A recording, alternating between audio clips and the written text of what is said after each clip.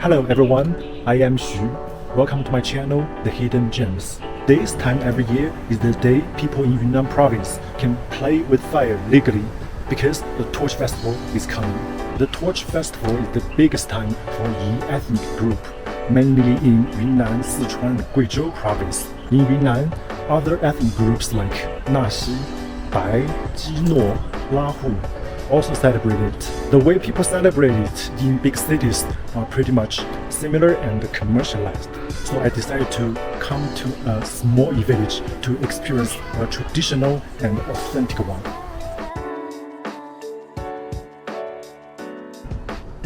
The fire worship is pretty common in many regions all over the world. Some perceive the fire as the incarnation of the god and the symbol of the power.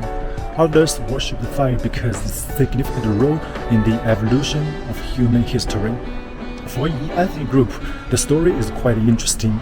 It is that their ancestors used to dispel the insects and protect their farmland from being harmed with fire torch. Since then, they celebrate it every year for avoiding disasters and bring harvest. Our destination today is Xiangyang village, about 1 hour drive from the capital city Kunming.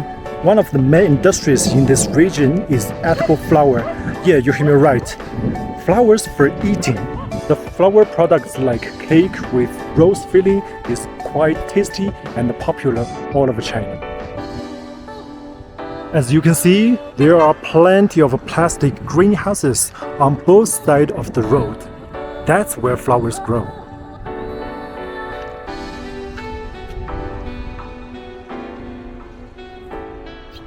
When I took off the car, the first impression is the air is so fresh. A quick rain just passed by, so I can even smell the scent of mud and grass. No wonder so many people want to escape from the cities. Cars are already lining up. I'm sure this is gonna be big for the village. Over there is the main venue of the Torch Festival.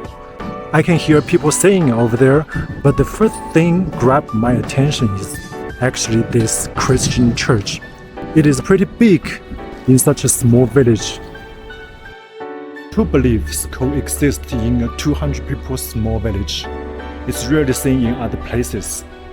Hopefully, we get to meet someone and talk about it. The combination of yellow, black, and red are typical colors for Yi ethnic group, with this unique Yi decoration on it. These tall buildings are for living, and these short ones for livestock. I happened to meet a local embroidery artist, and she invited me to her house and showed me all the costume handmade by her. Let's go check out. 阿姨，这些衣服都是你亲手做的？是的，这些衣服嘛，就这么卖这一线的做出来的。对，像做一件这种衣服大概需要多长时间呢？大约3个多月。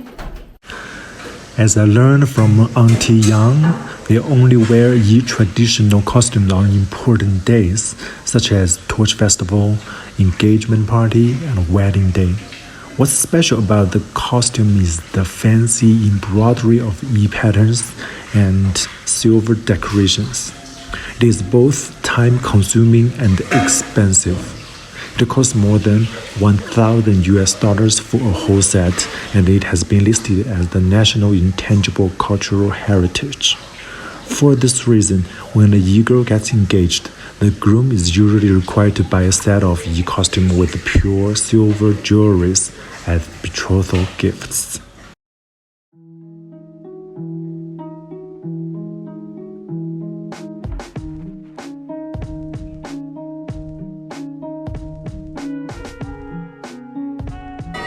Local residents wearing Yi costume are standing in line at the main entrance to welcome the visitors with their musical instruments and their great voice. People set up stalls to sell toys, snacks, and groceries. The vibe is getting stronger. The next big event will start in 5 minutes. Long Street Banquet. People are sitting around tables that are well arranged in a queue, each table for 10. It costs about $60 for all the food on each table.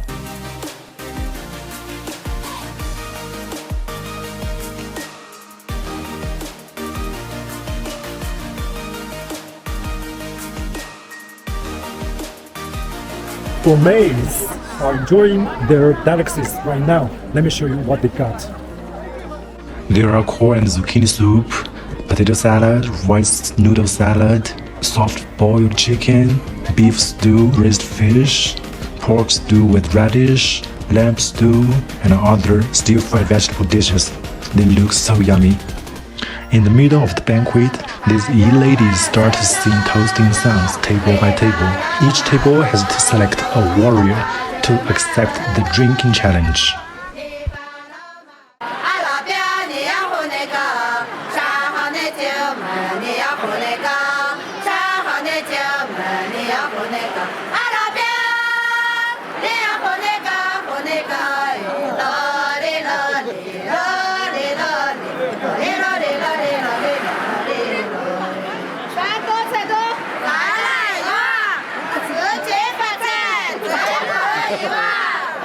It was so fun, right?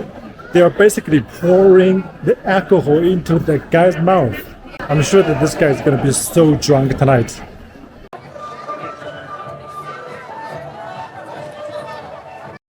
In the evening, people can't wait for the torch to be lit up and start to dance. But unfortunately, it begins to rain. So the ceremony of lighting up the bonfire had to be postponed. I took this opportunity to interview local resident Uncle Yang, and he told me an interesting story about this village.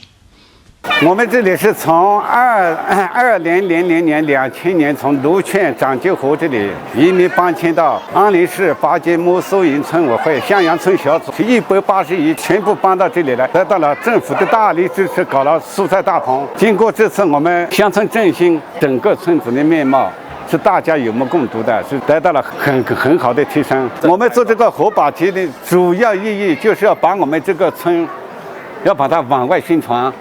要让更多的人来到我们这里，观看我们这里，了解我们这里。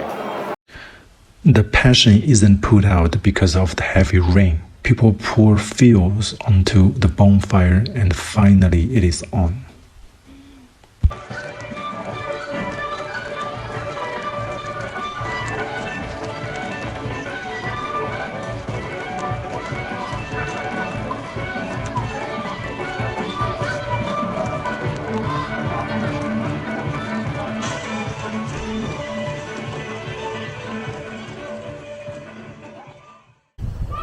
I come back to this village again on the church day so that I can show you how Yi people practice Christian.